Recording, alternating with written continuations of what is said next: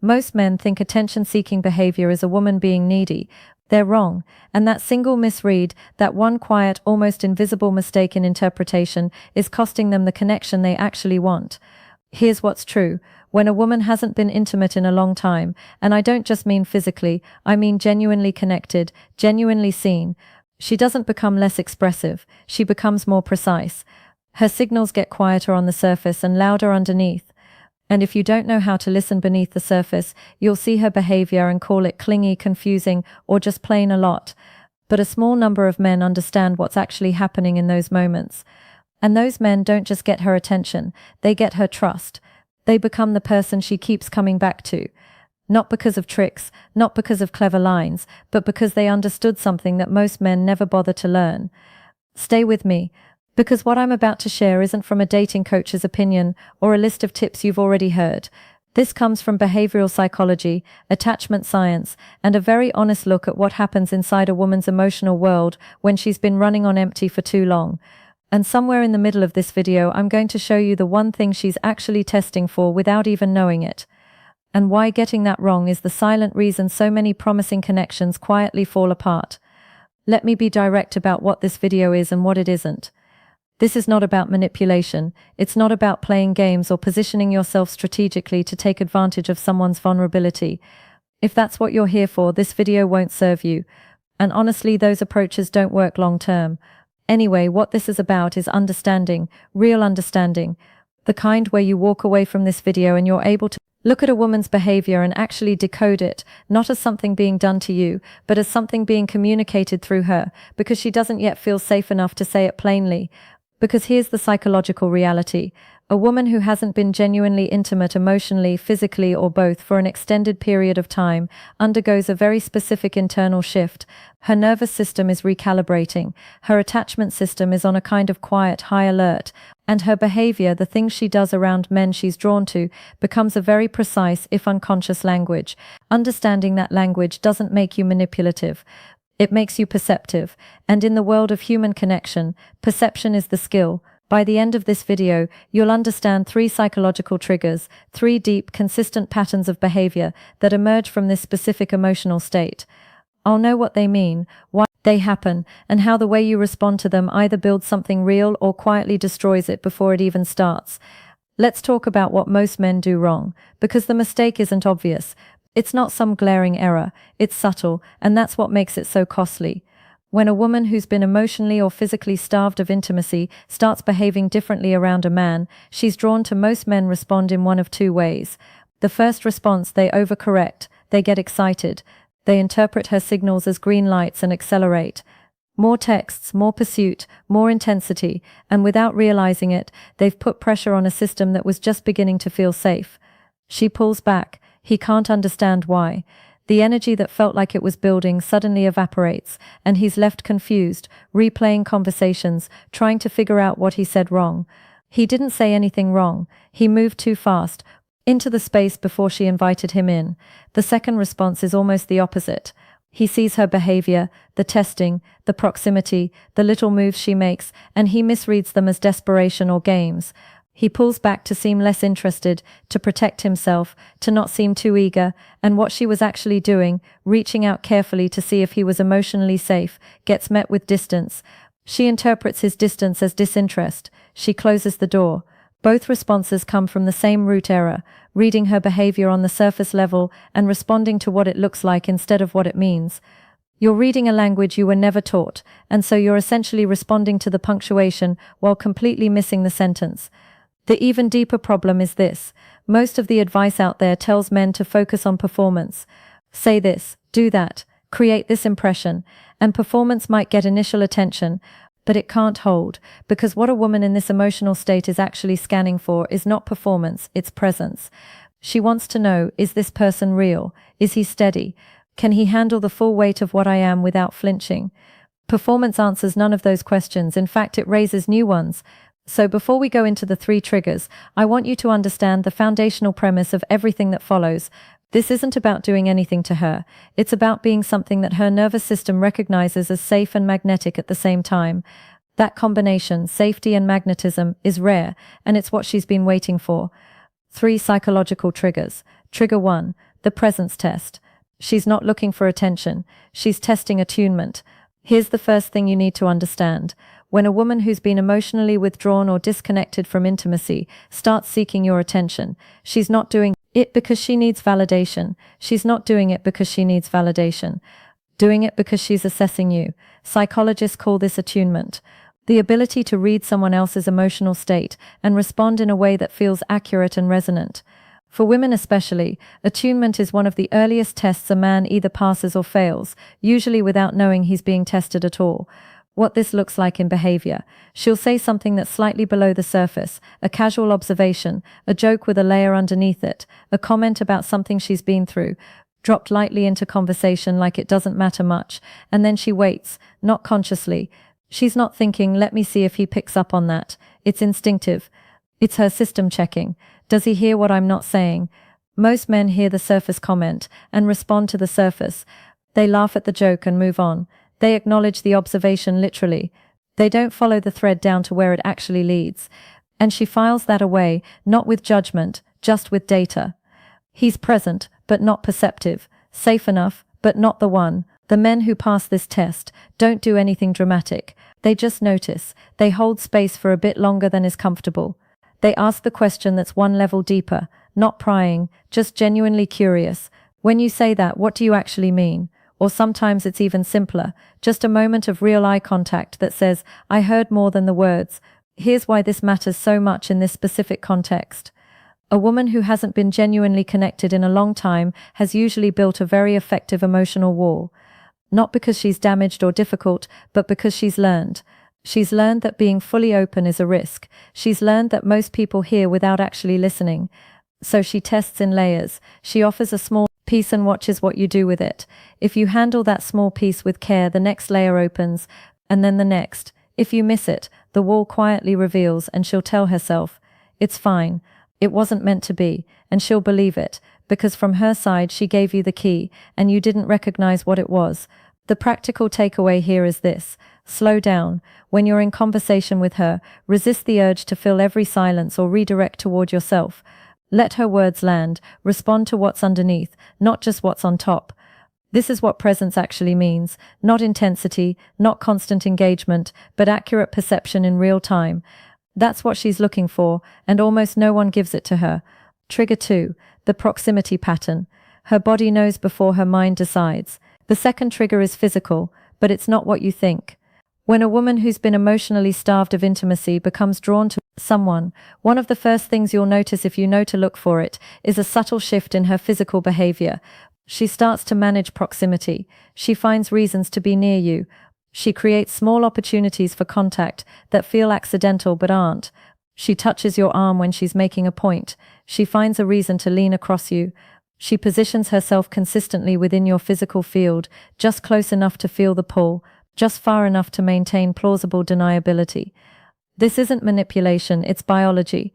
Here's the psychological underpinning. Humans carry what some researchers call a personal space bubble, a comfort radius around our bodies that we allow specific people to enter. The interesting thing is that this bubble isn't just about safety. It's also about desire. When we're attracted to someone, we begin unconsciously shrinking that bubble. We allow them closer and we test their response. For a woman who's been emotionally or physically disconnected from intimacy for an extended period, that bubble has often become very defended. She's used to keeping people at a managed distance. The fact that she's allowing it to shrink around you, even in small, deniable ways, is actually a significant signal. But here's where most men go wrong with this one. When they notice her physical proximity, they interpret it as a signal to escalate, to move into the space she's created, to match her energy with forward physical momentum. And sometimes that works, but often what it actually does is remove the tension she needs to feel drawn toward you. Desire is born in the space between two people, not in the collapse of it. What she's actually looking for when she manages proximity is a specific kind of response, warmth without urgency. She wants to feel your awareness of her without feeling pressure from it. She wants to know you notice that you're not oblivious, that you're not treating her like furniture, but that you're also not leaning in with a hunger she hasn't yet invited. The man who can hold that space with calm confidence creates something very specific in her nervous system. Safety with electricity. She feels both drawn and at ease. That combination is extraordinarily rare for women, particularly women who have been emotionally or physically disconnected for a long time, because what they've often experienced is a binary.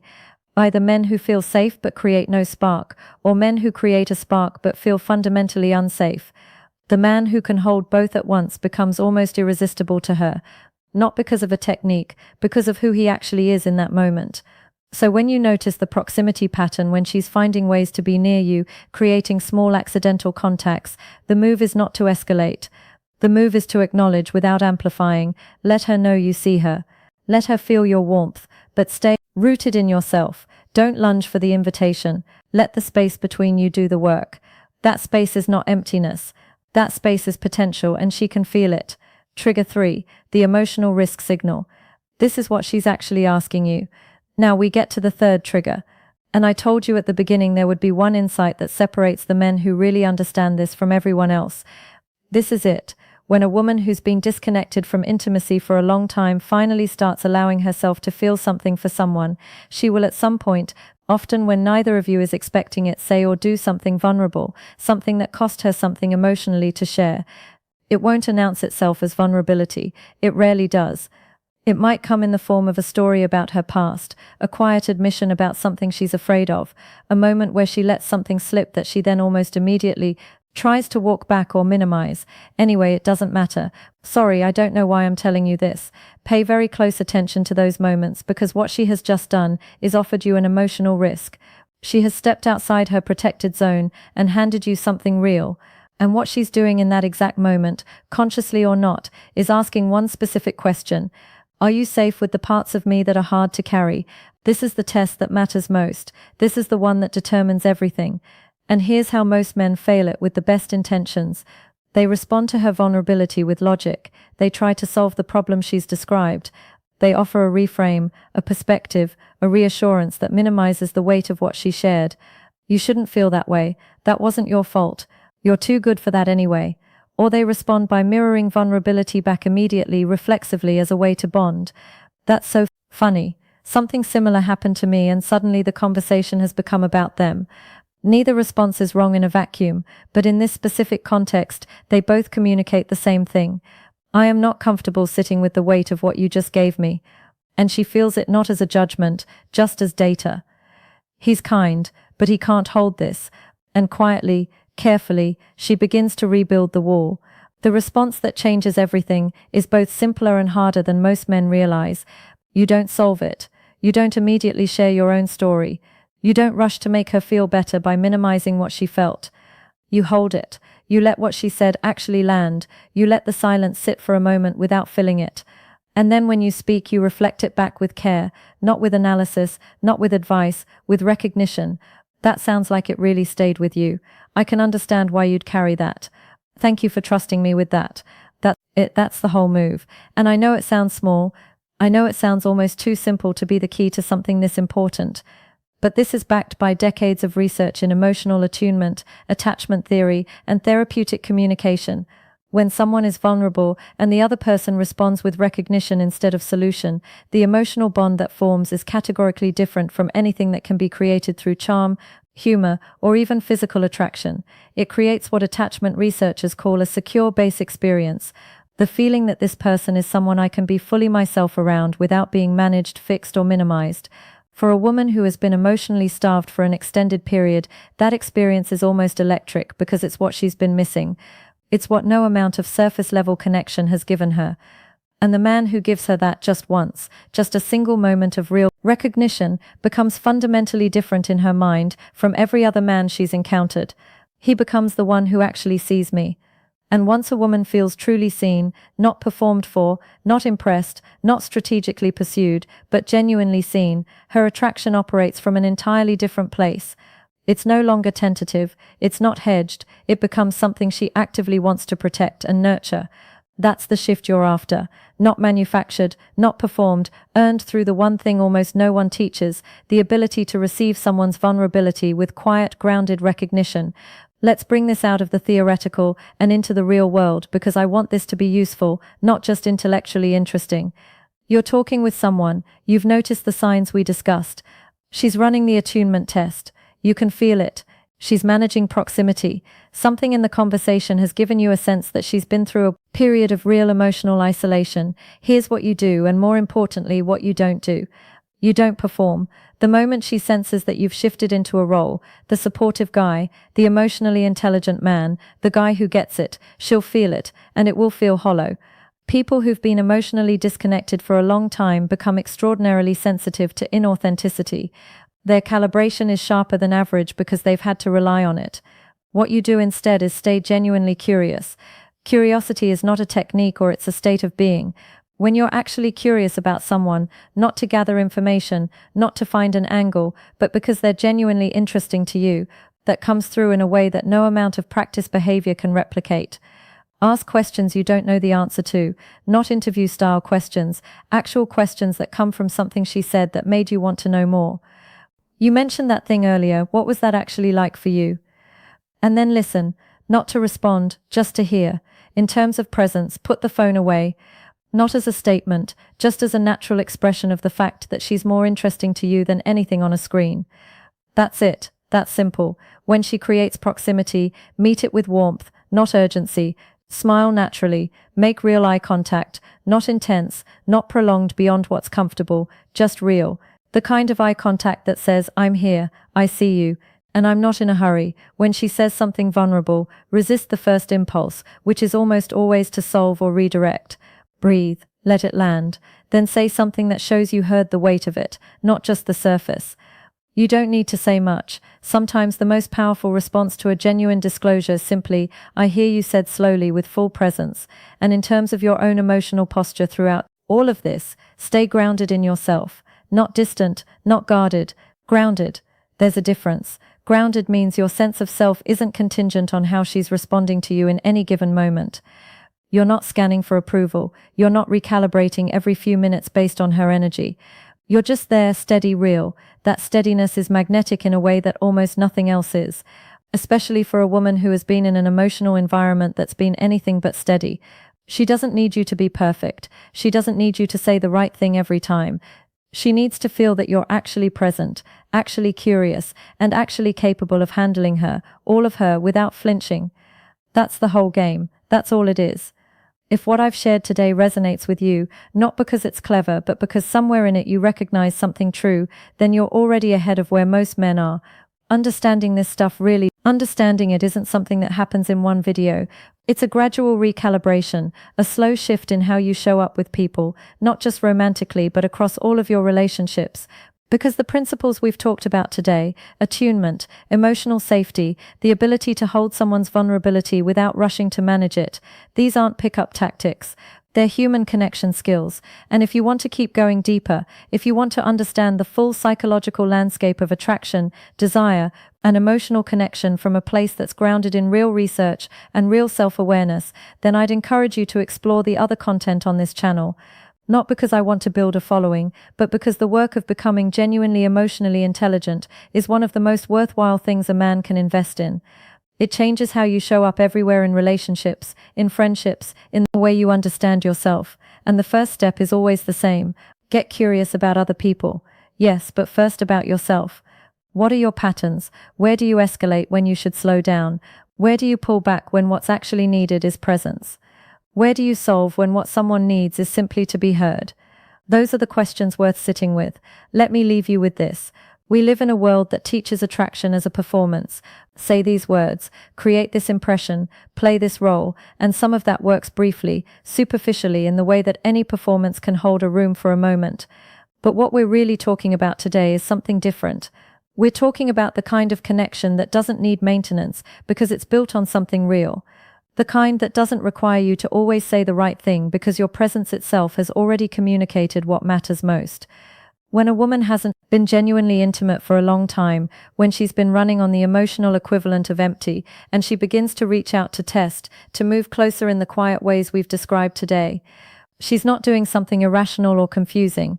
She's doing something deeply human. She's asking without words whether you are the kind of man who can be trusted with the full weight of another person, whether you can be present without being pushy, whether you can be warm without being overwhelming, whether you can hear the thing beneath the thing, the fear, the longing, the hope that's been sitting quietly under years of careful self-protection. And if you can do that, if you can show up with the attunement, the grounded warmth, and the capacity to simply hold what she gives you without rushing to fix it or possess it, you won't have to pursue her. She'll stop running. Not because you did everything right, but because you made her feel something. She'd almost stop believing was possible, that she could be fully herself with someone, and that would be enough. That's the real foundation of attraction. That's what desire actually follows. Not a performance, not a strategy, a person who is genuinely, quietly, unshakably present. Be that person, not for her, for yourself first, and let what's supposed to find you, find you. If this landed for you today, if you found yourself nodding somewhere in the middle, or if it gave you something to think about, drop a comment below and tell me which of the 3 triggers resonated most. I read everything, and if you're not subscribed yet, take a moment to do that. Not because I need the numbers, but because the conversations we have on this channel are worth staying